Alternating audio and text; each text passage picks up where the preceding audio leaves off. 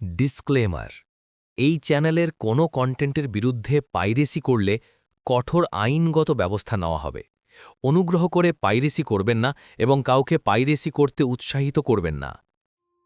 আসসালামু আলাইকুম। আজকে আপনাদের শোনাব এক ভয়ঙ্কর ভৌতিক গল্প, রক্ত জবার রহস্য। গল্পটি লিখেছেন ইভা রহমান এবং এটি একটি বাস্তব অভিজ্ঞতার উপর ভিত্তি করে রচিত। গল্পে যাওয়ার আগে একটা কথা বলে নিই, আপনার কাছেও যদি কোনো ভৌতিক বা রহস্যময় গল্প থাকে তা আপনি আমাদের পাঠাতে পারেন।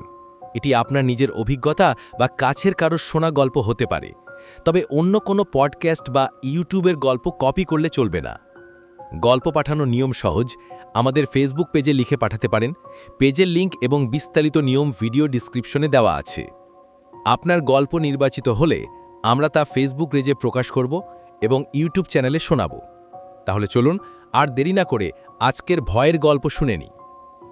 গল্পটি যেভাবে লেখা আছে আমি সেইভাবে পড়ার চেষ্টা করছি। 2008 সালের কথা। আমি তখন ক্লাস 9-এ পড়ি। আমার নাম ইভা। পরীক্ষার পর লম্বা ছুটি পড়েছিল, তাই আম্মুর সঙ্গে নানা বাড়ি গিয়েছিলাম, সিরাজগঞ্জের এক প্রত্যন্ত গ্রামে। জায়গাটার নাম বলবো না, তবে এমন একটা গ্রাম যেখানে সন্ধ্যার পর রাস্তায় মানুষ চলে না।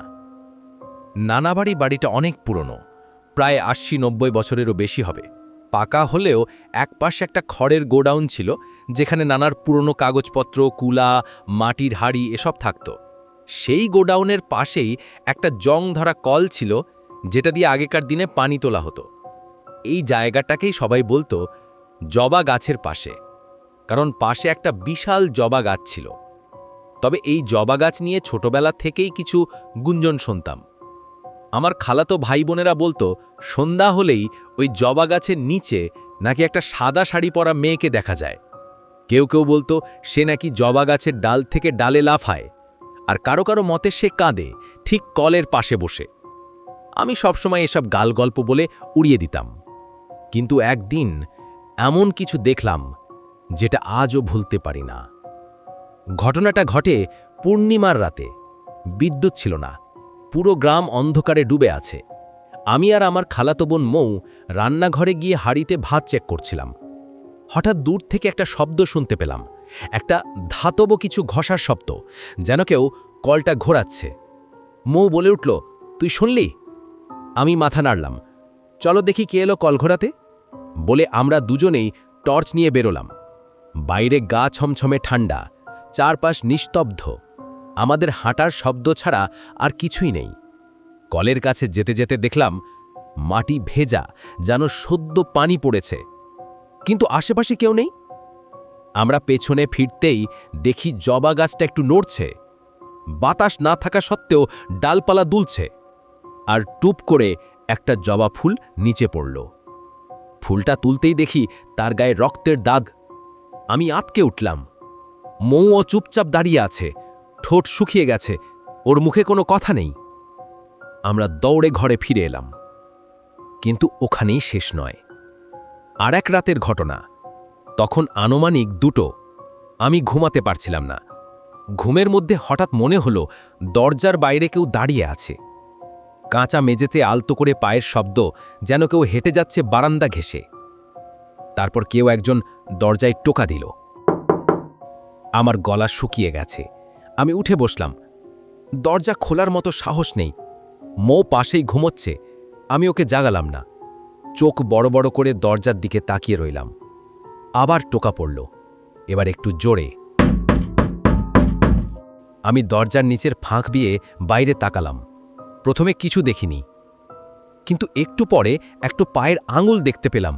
না, সাধারণ পা না, সাদা মাটি মাখা, নখ লম্বা, আর সাদা শাড়ির আড়ালে ঢাকা পা। হঠাৎ করেই সেটা অদৃশ্য হয়ে গেল। সকাল হলো। আমি কাউকে কিছু বললাম না। ভাবলাম হয়তো ঘুমের ঘোরে ভুল দেখেছি, কিন্তু ঘটনা আসলে ভয়ঙ্কর হতে লাগলো এরপর। পরের দিন দুপুরে আমি কলের পাশে দাঁড়িয়েছিলাম।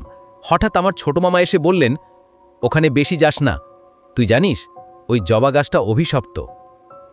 আমি তখন কথার গভীরে যাইনি, কিন্তু জিজ্ঞেস করলাম, অভিশপ্ত মানে?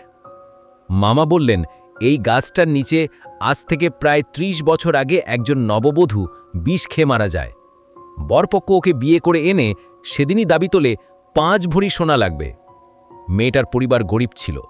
মেয়েটা কান্নাকাটি করে, কিন্তু কেউ শোনেনি। শেষমেশ এই কলের পাশে এসে বিষ খায়। তখন থেকেই প্রতি পূর্ণিমায় তাকে দেখা যায়। আমি বাকরুদ্ধ। সেই মেয়েটাই তাহলে রাতে এসেছিল।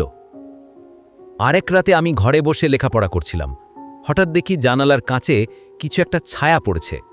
আমি পর্দা সরাতেই দেখি সাদা শাড়ি পরা একজন মেয়ে, মাথা নিচু, চুল সামনে ঝুলে আছে, চোখ দেখা যাচ্ছে না।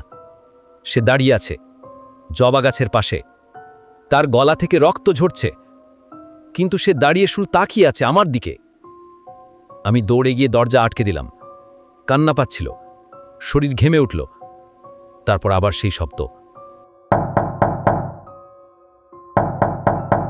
সকালে যখন বিদায় নিয়ে বাড়ি চলে এলাম, আমি আর কখনো নানা বাড়ি যাইনি। এই ছিল আজকের গল্প। গল্প ভালো লেগে থাকলে একটা লাইক দিও, কমেন্টে লিখে জানাও গল্পটা তোমার কেমন লাগলো। আর যদি এখনও ভূতের ডায়েরি সাবস্ক্রাইব না করে থাকো, তাহলে সাবস্ক্রাইব করে রেখো ভূতের ডায়েরি, কারণ ভয় ঠিক তখনই আসে যখন তুমি ভাবো সব ঠিক আছে। আবার আসবো এক নতুন ভয়ঙ্কর আর রহস্যময় গল্প নিয়ে। ততদিন ভালো থেকো, সুস্থ থেকো। আসসালামু আলাইকুম।